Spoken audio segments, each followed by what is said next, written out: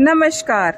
मेरी कहानी आपको पसंद आए तो मेरे चैनल को लाइक करें, शेयर करें और सब्सक्राइब करना तो बिल्कुल भी ना भूलें। जन समुदाय में गणेश पूजन का बड़ा महत्व है। कोई भी पूजा की जाए, सबसे पहले गणेश जी की पूजा की जाती है। कोई भी शुभ कार्य किया जाए, सबसे पहले गणेश जी का ही नाम लिया जाता है। एक बार गणेश जी भगवान एक लड़के के रूप में आए और अपनी एक चुटकी में चावल और एक कुल्ले में दूध लेकर एक गांव में घूम रहे थे और कह रहे थे, कोई मेरी खीर बना दो, कोई मेरी खीर बना दो। लेकिन सारे गांव वाले उस पर हंस रहे थे और कह रहे थे कि इतने से दूध और चावल की भी भला कोई खीर बना सकता है क्या। वहीं पास में एक बुढ़िया माई अपनी झोपड़ी के पास बैठी थी। वह कहने लगी, ला बेटा, मैं तेरी खीर बना दूं। लड़के ने जाकर बुढ़िया से कहा, माई, गांव से जाकर सबसे बड़ा पतीला ले आओ और एक परात भी ले आओ। बुढ़िया माई हंसने लगी और कहने लगी, बेटा, इतने से दूध और चावल के लिए भी भला कोई बड़ा पतीला क्या करना है। पर वह लड़का नहीं माना और कहने लगा, बुढ़िया माई, जाकर लेकर तो आओ। बुढ़िया माई चली गई और जाकर के गांव से एक बड़ा सा पतीला और एक बड़ी सी परात लेकर आ गई। गणेश जी भगवान जो उस लड़के के रूप में आए थे, उन्होंने पतीले में दूध डाला तो वह दूध से भर गया और परात में चावल डाले तो वह परात भी चावल से भर गई। बुढ़िया माई बड़े आश्चर्य से ये सब देख रही थी। बुढ़िया माई कहने लगी, ला बेटा, खीर बना देती हूँ। वह जाकर खीर बनाने लगी। गणेश जी भगवान बोले, बुढ़िया माई, जब तक आप खीर बनाओ, मैं पूरे गांव को जाकर न्योता दे आता हूँ खीर खाने के लिए। और वह लड़का गांव में न्योता देने के लिए चला गया। बुढ़िया माई खीर बना रही थी। बुढ़िया की बहू कहने लगी, लाओ माँ जी, खीर मैं बना देती हूँ। बुढ़िया की बहू खीर बनाने के लिए बैठ गई।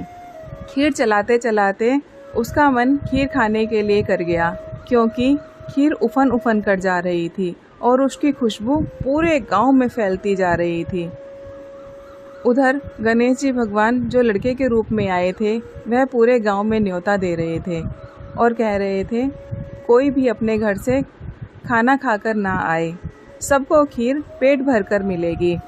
वहीं सब गांव वाले हंस रहे थे और कह रहे थे कि बुढ़िया के घर में अपना खाना खाने के लिए तो अन्न है नहीं, वह सबको क्या खीर खिलाएगी। लेकिन फिर भी गांव वालों ने सोचा, चलकर देखते हैं कि क्या माजरा है। इधर बुढ़िया की बहू का मन ललचा रहा था खीर खाने के लिए। बुढ़िया की बहू ने एक बेले में खीर करी और गणेश जी भगवान को छींटा दिया और कहा, आओ गणेशा, भोग लगाओ। यह कहकर खीर खा ली। इधर गणेशा भी आ गया और पीछे पीछे सारे गांव वाले भी आ गए। बुढ़िया से कहने लगे, माई, खीर बन गई क्या। बुढ़िया कहने लगी, हाँ बेटा, खीर तो बन गई। वह लड़का बोला, माई, अब सारे गांव वालों को खीर खिला दो। बुढ़िया माई ने सारे गांव वालों को खीर खिला दी। गांव वाले बड़े ही स्वाद से खीर खा रहे थे। सबका पेट तो भर गया, लेकिन खीर इतनी स्वाद थी कि किसी का भी मन नहीं भरा। और कहने लगे कि इस बुढ़िया के घर में तो कुछ भी नहीं था, लेकिन फिर भी इतनी स्वादिष्ट खीर इसने कैसे बनाई। सबने खीर बड़े चाव से खाई। उसके बाद भी खीर थी कि निबटने का नाम ही नहीं ले रही थी। बुढ़िया माई कहने लगी, आ बेटा, तू भी खा ले। लड़का कहने लगा, माई, मैंने तो खीर खा ली, आप खा लो। बुढ़िया माई कहने लगी, तूने कब खाई। तो वह लड़का कहने लगा कि जब तेरी बहू ने खाई, जब ही मैंने खाई। बुढ़िया कहने लगी, मेरी बहू ने कब खाई। क्या जब मेरे को उसने भोग लगाया उसके बाद खाई। वह अपनी बहू से पूछने लगी, बेटा, तूने खीर खाई है।